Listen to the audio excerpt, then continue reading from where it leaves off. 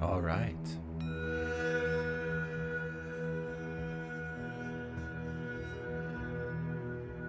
Are you ready?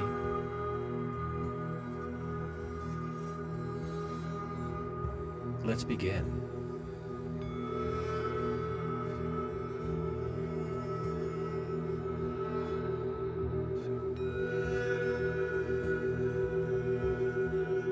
As you sit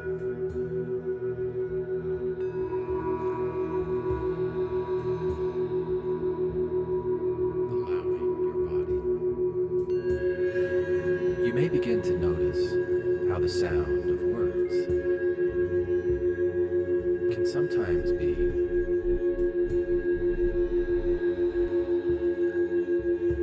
less important than the sound of words.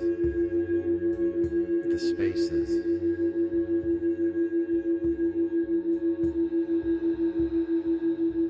between them.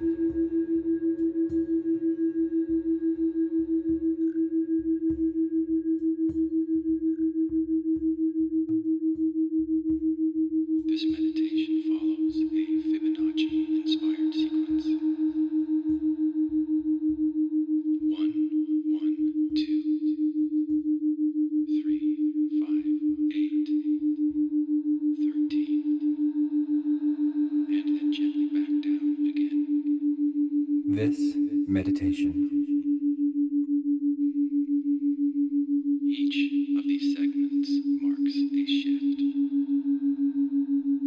has been designed a subtle change in the brain waves, guiding you between theta and delta. to oscillate The realms of drifting clarity and deep restorative stillness. between delta and theta brain wave states, I created this meditation for myself because I had an idea. using singing bowls And I wanted to feel what it might do to deepen relaxation. inside me.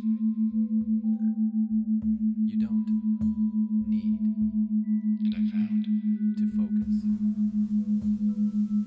that I liked it. Guide awareness inward, even if your mind I hope you find your own experience here.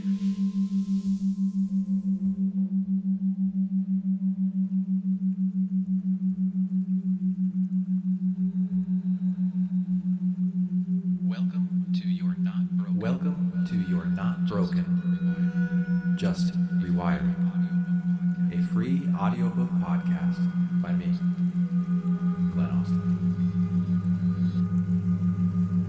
Chapter 15, Atlantis and the Neuron that dreamed itself awake.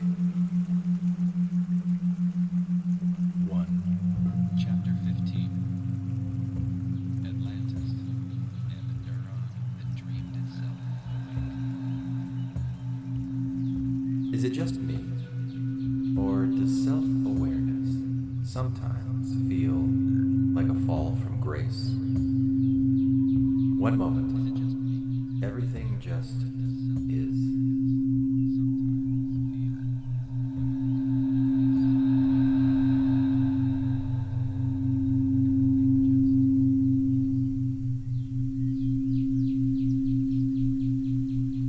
The world hums in a kind of coherence.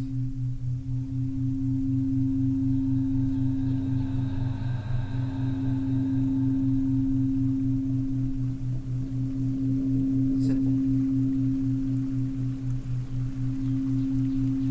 Silent. One.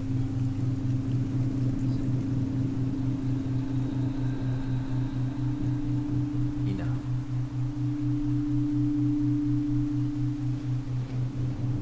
And then, suddenly, Silence.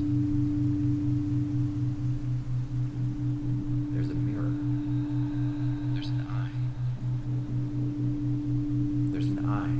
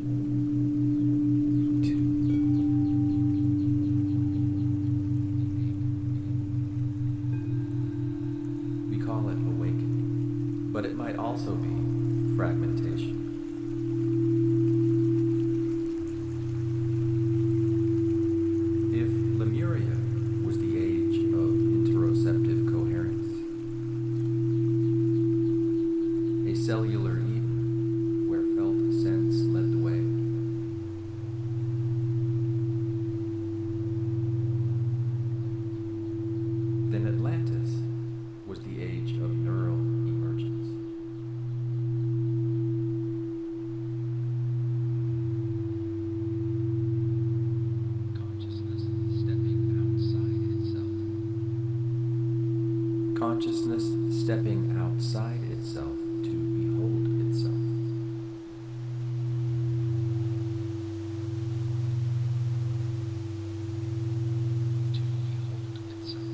The rise of reflection, the rise of identity, And eventually, the rise of ego. the rise of ego.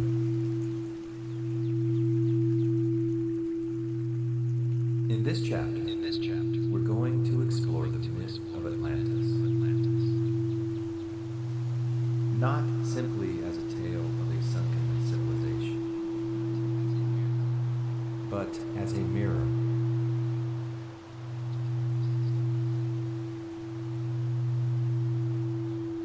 Held up to the nervous system itself.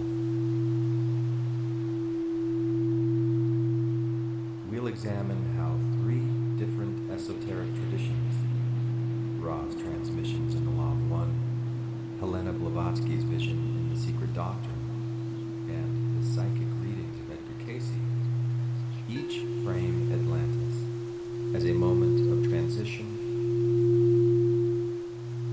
power, and collapse. Then, we'll lay these perspectives alongside the story that science tells about the emergence of neurons, the centralization of the brain, and the delicate rise of human consciousness. The goal is not to determine what really happened in physical history, but to examine what these stories reflect in functional reality.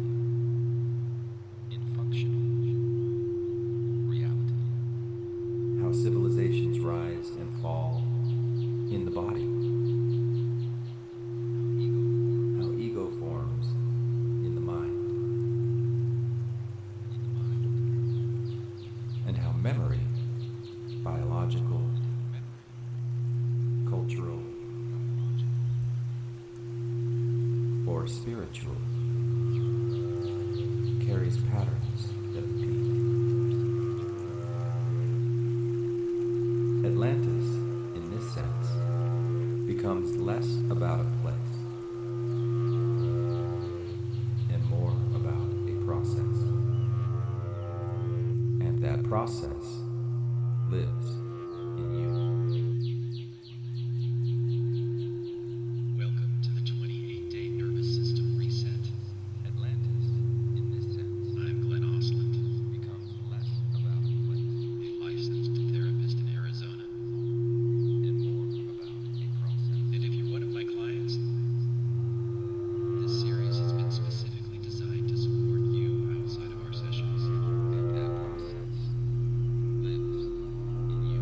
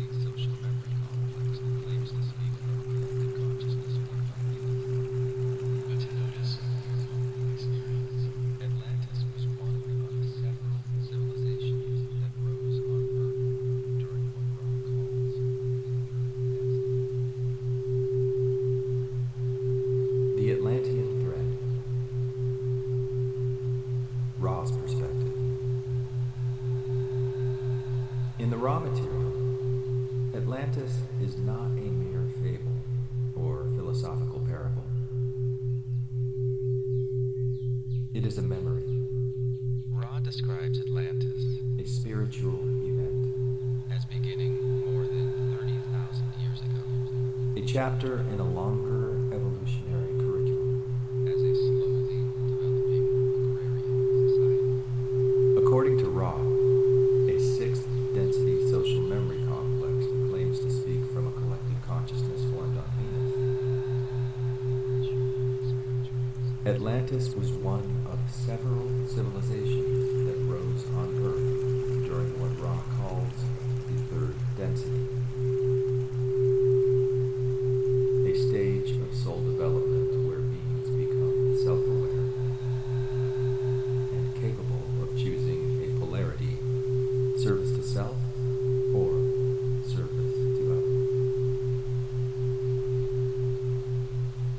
Ra describes Atlantis as beginning more than 30,000 years ago, as a slowly developing agrarian society, rooted in cooperation and spiritual simplicity. But around 15,000 years ago, a great shift occurred. The Atlanteans discovered ways to harness what Ra calls intelligent energy, a subtle force derived from the indigo ray, associated with the pineal gland and higher levels of perception.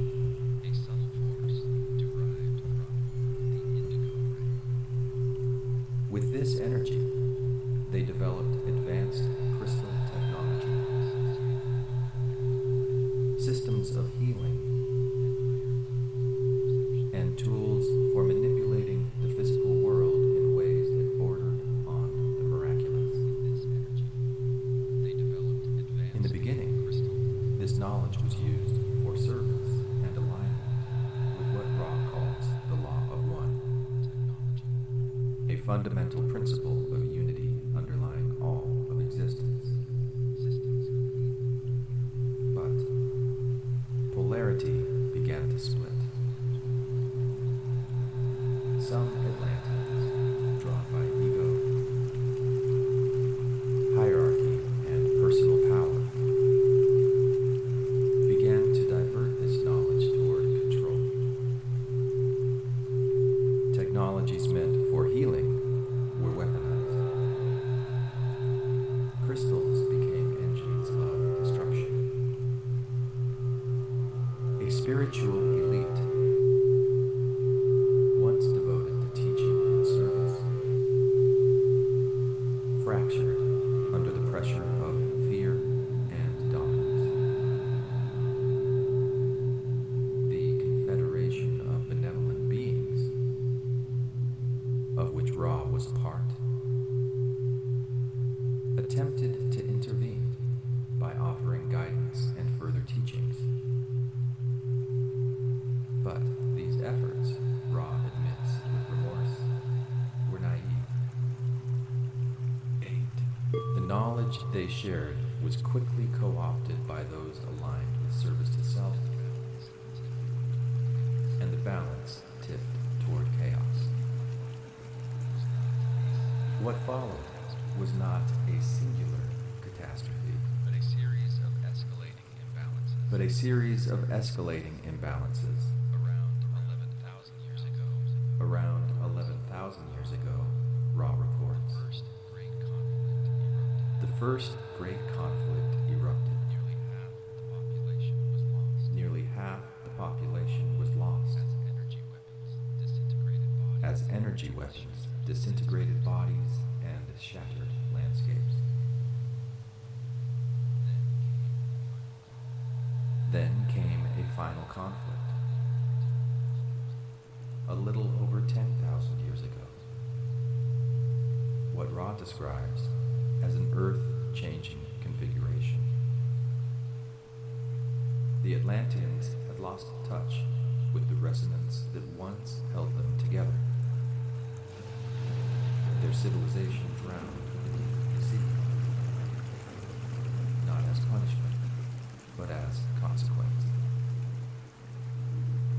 And yet, some remember. And yet, Ra tells of 3 groups of positively oriented Atlanteans who foresaw the fall and escaped some remember. to the mountains of Peru, Ra tells of 3 groups the highlands of Tibet, of positively oriented and the ridges of what is now Turkey. Atlanteans who foresaw the fall and escaped. These survivors carried fragments of Atlantean wisdom into the future, To the mountains of seeding cultures that would echo their knowledge of myth, the highlands of Tibet. symbol, and sacred geometry. And the ridges of what is now Turkey. Ra does not frame Atlantis as a cautionary tale. It is part of a curriculum. A dense and difficult lesson in what happens when consciousness grows faster than compassion. When the power of mind surpasses the coherence of heart.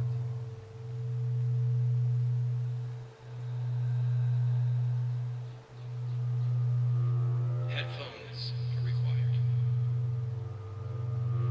Blavatsky's vision. The 4th prerequisite. With headphones, your brain hears 174 hertz in one ear, 180 in the other. For Helena Petrovna Blavatsky, that creates a third rhythm. Now, the insomnia. Atlantis is more than lost. It is an evolutionary evil. Research shows that data range binaural beats may support relaxation. She places the Atlanteans as sleep in a cycle of 7. Memory and emotional regulation, each representing a stage in the progressive descent of spirit. Notice what happens in your own life over time. And the eventual descent back into spirit. You may also hear my words move from left to right and back again. Atlantis, in this framework, was not another layer, softer, may different speed. Sometimes words repeat. Sometimes they reflect. Following both streams at once can sharpen focus, like a lens bringing blurred images clear. But a vast landmass stretching across what we now call the Atlantic Ocean, vastly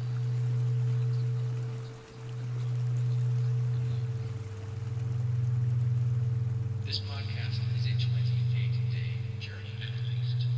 Blavatsky's Atlantis began as an enormous, the length often needed to build a new habit. Part ethereal, part material. Beings of great psychic sensity and elemental command. Beyond the steady binaural hum, you'll hear layers of tones, textures, layers of subtle effects, This is not only meditation, it is sound art. A shifting sculpture, and texture, like a kaleidoscope, patterns, like a Rorschach ink blot. They were the inheritors of Sumerian fluidity. As you listen, you may notice the hooks stretching like taffy. What stood on the cusp of embodiment. Blavatsky's vision, the 4th root race. As they evolved, For Helena Petrovna Blavatsky, founder of the Theosophical movement and author of The Secret Doctrine, they became more solid, more mental. Atlantis is more than a lost continent. It is an evolutionary epoch. More individuated. She places the Atlanteans as the 4th root race in a cycle of 7. This descent into materiality was not a punishment. each representing a stage in the progressive descent of spirit into matter, and the eventual ascent back to spirit again.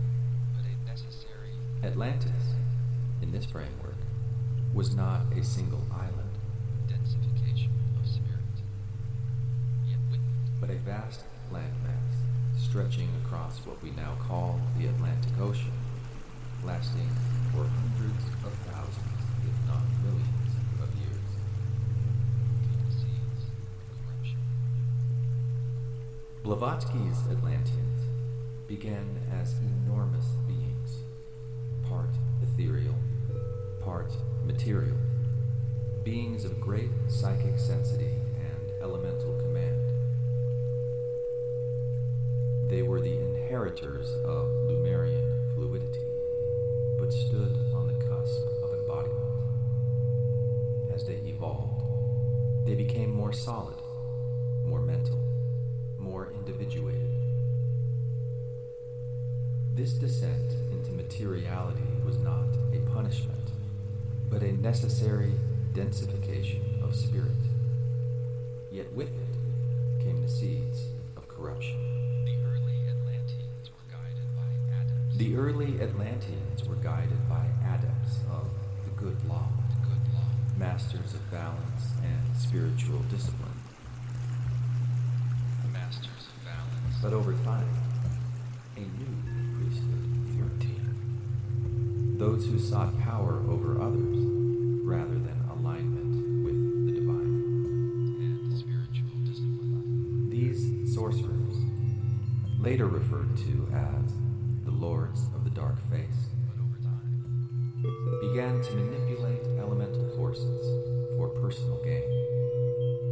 They created monstrous hybrids, subjugated nature spirits, and bent magic to their own designs. began to manipulate elemental forces. According to Blavatsky, their fall was karmic and systemic. Personal gain. Civil wars erupted between the sons of light and the sons of the shadow. They created monstrous hybrids. The elemental forces they had once harmonized turned against them, and then came floods. Blavatsky speaks of multiple inundations, phases of geological and psychic collapse, each erasing portions of Atlantean civilization until only the final island, Poseidonus, remained.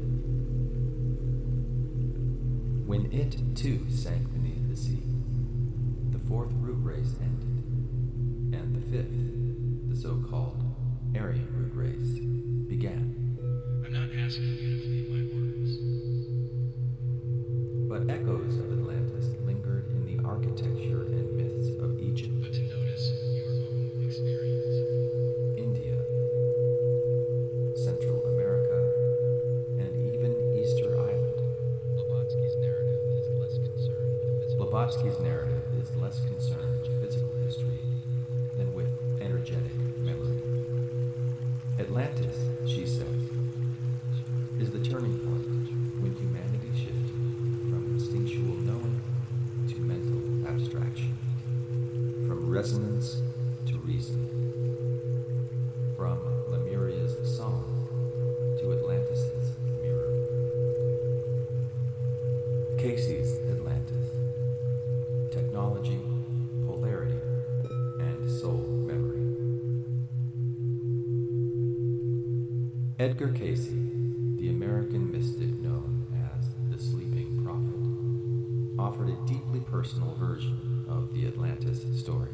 Edgar Cayce, the American. In hundreds of trance readings conducted between the 1920s and 1940s, Cayce described Atlantis as a technologically advanced civilization with roots stretching back over 200,000 Offered a years. deeply personal version of the Atlantis. He claimed that many of his clients were reincarnated Atlanteans, now living out karmic echoes of the choices they had once made. In hundreds of trance readings. Casey's Atlantis is vibrant, structured, and divided. He speaks of three major periods of destruction. The first around 50,000 BCE, the second near 28,000 BCE, and the final sinking just over 10,000 years ago. Between the 1920s and 1940s. At its height, Atlantean society had mastered airships, energy crystals, and devices capable of transmitting force over great distances. Casey described Atlantis as The central object of power was the Tuaui stone, or firestone, a great crystal that could focus solar and cosmic energies for healing, agriculture, and eventually warfare. But it wasn't technology that doomed Atlantis. But it wasn't technology that doomed Atlantis. It was orientation. It was orientation.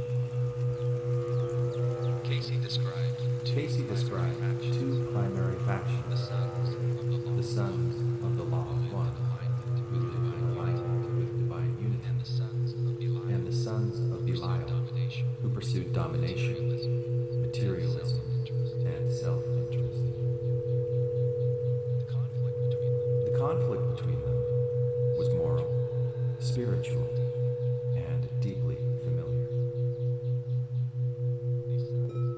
The sons of the law of one advocated for the spiritual upliftment of all beings, including subhuman things that had been genetically engineered or spiritually devolved. The sons of Belial saw these beings as resources, tools to be used, controlled, or discarded. The final destruction of Atlantis, according to Casey, came when the Belial faction misused the Firestone's power. A catastrophic energy surge disrupted the Earth's magnetic balance, triggering earthquakes, floods, and volcanic eruptions that swallowed the last remnants of the land. Casey did not present this as but as myth, memory, but as memory, encoded encoded in the soul, in the body, in the very nervous systems of those returning to Earth to finish what they had started. And in a chilling parallel, Casey warned that Atlanteans were returning. He spoke of 20th century America as a reawakening of Atlantean souls, repeating their patterns of innovation, fragmentation, and ethical crisis. The lesson, he insisted, was not to fear technology, but to match it with spiritual coherence. Atlantis, he said, will rise again, not physically, but within. The question is whether we will remember why it fell. The biological Atlantis, nervous systems, and the fall into form. Long before any crystal-powered empires, long before words were spoken or myths were formed, the biological world was quietly assembling the architecture for what we now call human awakening consciousness. In the grand spiral of Earth's evolution, the emergence of neurons was as revolutionary as the splitting of the atom, and perhaps just as dangerous. If Lemuria was the poetry of cellular coherence, Atlantis was the syntax of neural complexity. For billions of years, life on Earth existed without neurons. Microbes communicated chemically, sending small molecules to signal stress, attraction,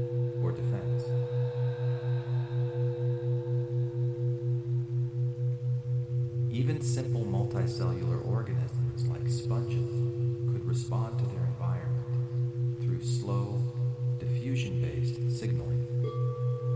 Cells would secrete chemicals, and nearby cells would detect them. An elegant but sluggish form of conversation, like sending smoke signals across a valley. These early life forms were relational, responsive, alive, but they could not coordinate across distance. They could not remember, or anticipate, or reflect.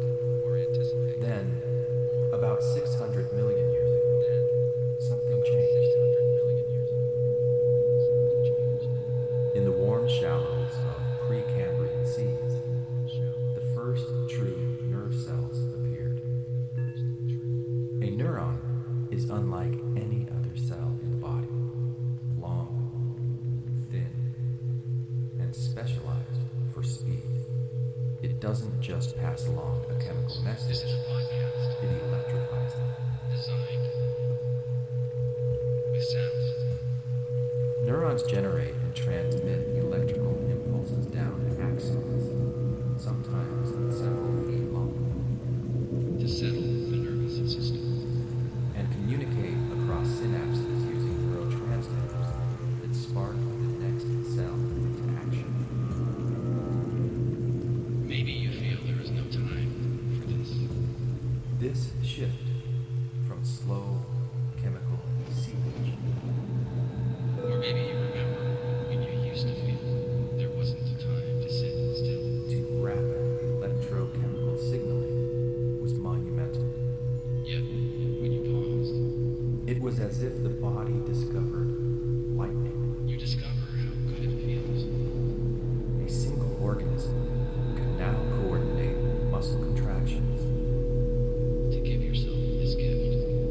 escape predators, and respond to touch. All within milliseconds.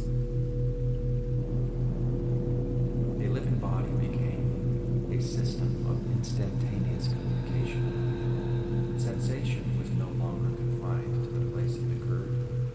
It could be relayed, integrated, remembered.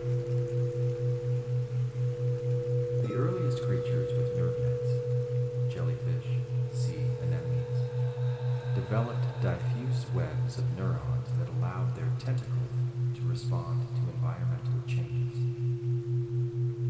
But these were still primitive structures. What emerged next, as organisms became more complex and mobile, was the clustering of neurons into ganglia, and eventually into central nervous systems.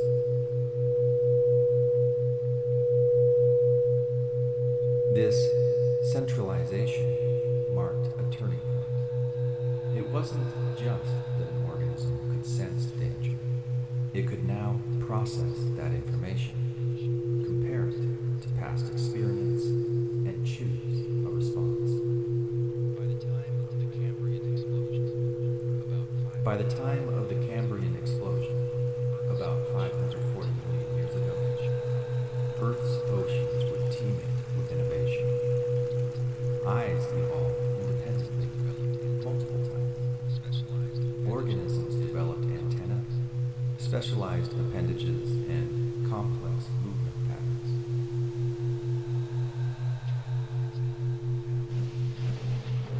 Trilobites had compound eyes. Primitive fish had spinal cords. Worms could burrow, hunt, or retreat. All governed by increasingly intricate neural maps. This was the biological Atlantis, a sudden flourishing of intelligence and adaptability, written in electrochemical code. It was not a mythic continent, it was a neural renaissance. And, just like the Atlantis described by Roth, Blavatsky, and Casey, this burst of advancement carried both beauty and danger.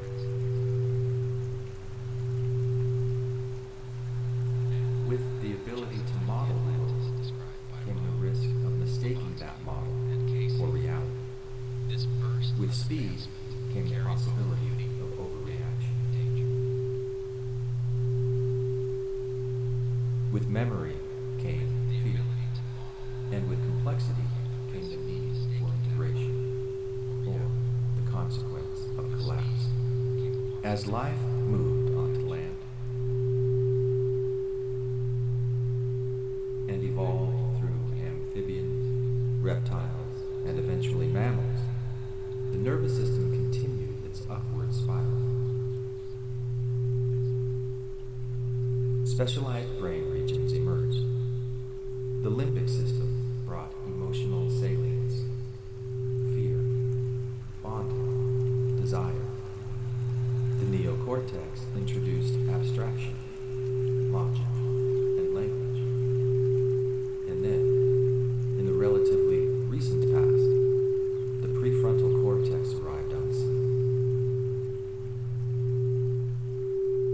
This thin layer of brain tissue, just behind your forehead, gave rise to what many call the hallmark of human consciousness, metacognition. The ability to think about your own thoughts, to imagine the future, to tell yourself stories about who you are, who others are, and what it all means. It's only possible because of them. So take a moment now, pause, and thank your The nerve, message isn't entering your consciousness. because everything you're experiencing right now, whether you're reading these words on a page or hearing them spoken aloud, is only possible because of them.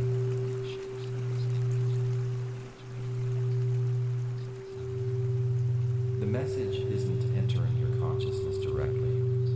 It is being translated. If you are reading, light strikes your retina. Electrical signals travel through the optic nerve into the visual cortex, where shapes are distinguished, letters recognized, words assembled. If you are listening, sound waves vibrate the tiny bones of your middle ear, sending ripples through the cochlea, where hair cells transduce vibration into electrical signals that travel via the auditory nerve to your temporal lobes. In either case, the information activates networks across the left hemisphere, where language, memory, and emotion converge. Your limbic system determines how much it matters. Your prefrontal cortex tries to make sense of it all. And beneath it all, your autonomic nervous system is constantly adjusting your breathing, your heartbeat, your posture, your sense of safety or threat. You are not simply reading or hearing. You are translating, evaluating, embodying. You are responding, even now. This is not a small thing. This is the miracle of being a nervous system aware of itself. But even this miracle is built on illusion. We live in a world of constant clamor. Neuroscientist Anil Seth calls consciousness a controlled hallucination, Deadlines, a best guess your brain generates based on incomplete data. devices, Philosopher Thomas Nagel famously asked, "What is it like to be a bat?" demands. The point of his question wasn't to valorize bats.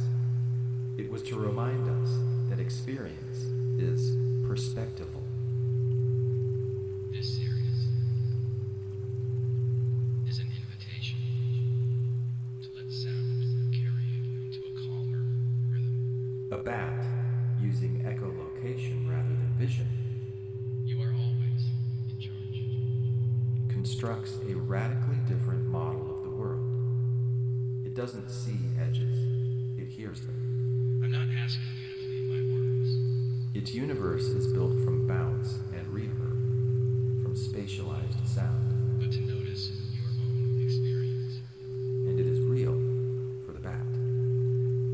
your model of the world, shaped by sight, language, and memory, is real for you. But it is still a model. This, too, is Atlantis. The moment the system stops simply reacting and begins representing. Building internal worlds based on sensory input, memory, and prediction. The neuron is not just a messenger, it is a dreamer. It sketches possibilities. It tells stories. It makes meaning out of sensation.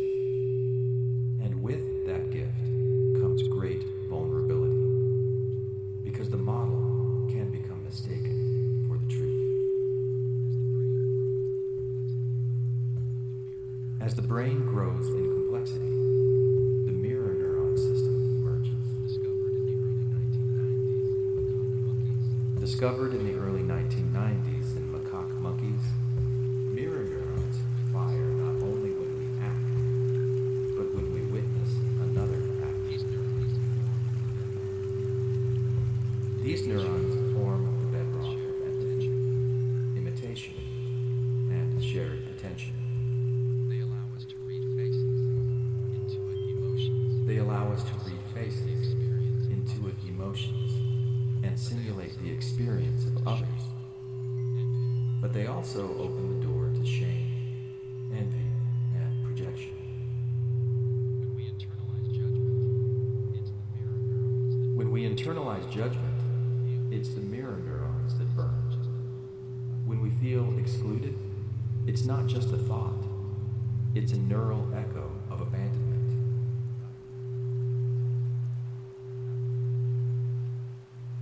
So again, we meet Atlantis, not as a city of stone, but as a fragile, brilliant network of connections inside the skull. A system capable of beauty and horror, a mind that can imagine utopias and engineer genocide,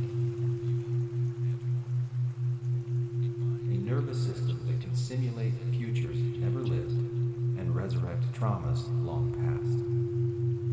A civilization of neurons, 80 billion strong, each with thousands of connections, lighting up and going dark in patterns too complex to fully comprehend.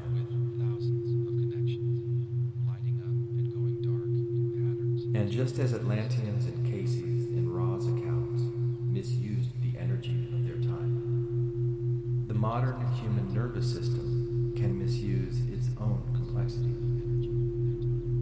The prefrontal cortex, meant to model the world, can override the body's signals. The storyteller inside the skull can drown out the whispers of the heart, the gut, the breath. Thought becomes tyrant. Narrative becomes. The system forgets that it is more than mind. It is a body, a feeling, a resonance. When that happens, when the mind becomes untethered from the body, the result is not insight, it is dissociation. The floodwaters of Atlantis return as anxiety, shutdown, fragmentation. The floodwaters of Atlantis return as anxiety. In psychoneuroimmunology, we see how chronic stress disables the immune system, how trauma deregulates the vagus nerve, We see how chronic stress disables the immune system. how early attachment wounds imprint patterns of hypervigilance and numbness. In systems theory, we see how feedback loops, once adaptive, become rigid and self-destructive when coherence is lost. We see a nervous system trying to preserve itself by retreating from itself. But the story doesn't end there, because unlike mythic Atlantis, which disappears forever beneath the sea, your nervous system can remember. It can return.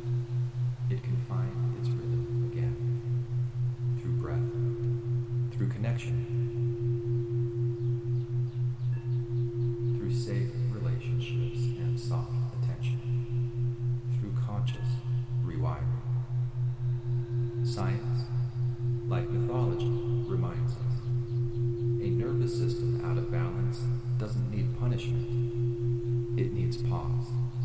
It needs coherence. It needs, quite literally, a reset. You are the spiral. So, what if we read these esoteric texts not as revelations from other worlds, but as poetic neuroscience?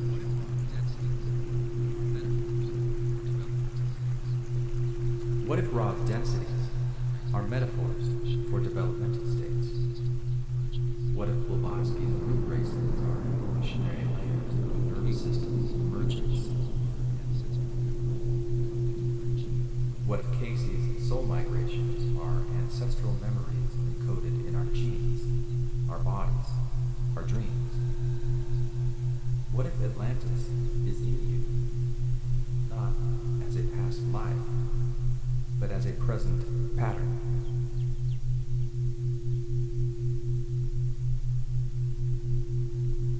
You are the civilization of light and knowledge. You are the crystal technology of your own mind. You are the polarity split between service and survival. You are the flood, and you are the memory of coherence that precedes it.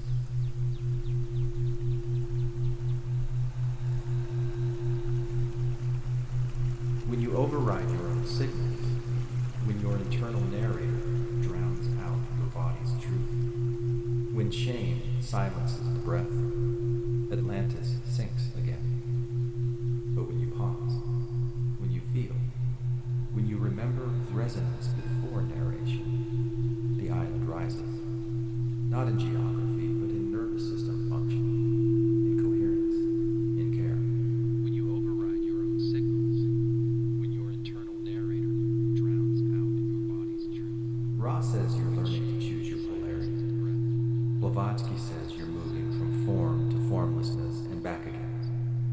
Casey says your past is alive in you, asking to be redeemed.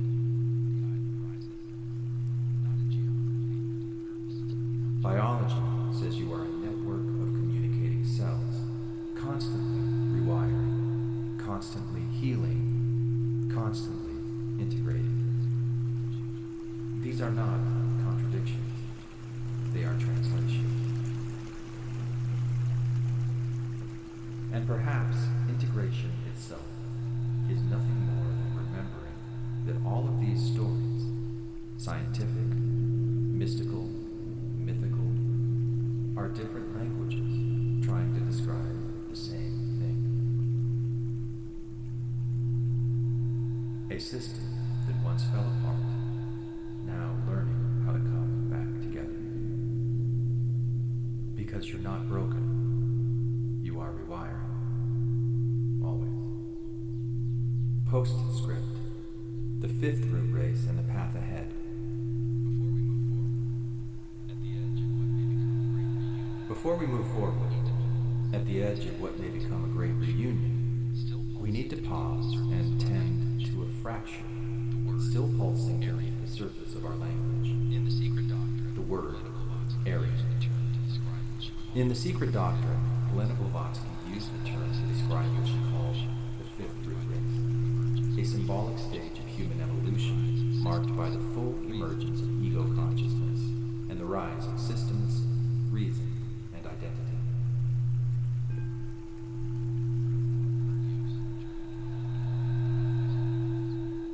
Her use drew from older linguistic roots. Arya, often translated from the ancient Indo-European language as noble or pure. But the form of the word, like so many others throughout history, was later weaponized. It was seized, distorted, and made into something brutal.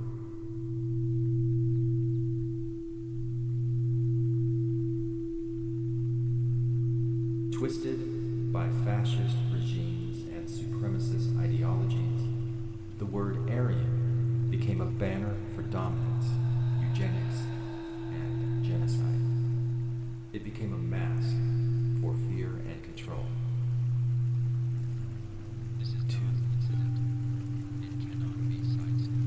This is not incidental. It cannot be sidestepped. Language carries memory, and memory carries wounds. especially without deep context, can activate real pain. And so we must acknowledge this distortion, not to defend it, And so we must but to acknowledge this metabolize distortion, to not to digest defend what was poisoned, but to to metabolize, separate the to function, digest what was poisoned, because to separate beneath that the function corrupted outer from the shell form. still Because lives a metaphor beneath that corrupted outer shell still lives a metaphor for organic, not for bloodlines or hierarchies, but for consciousness. The so-called fifth root race, as Blavatsky envisioned it, was never about race in any genetic or political sense. It was a symbolic phase in the development of human awareness, an era when the ego grew strong enough to name, to define, to stabilize experience through story.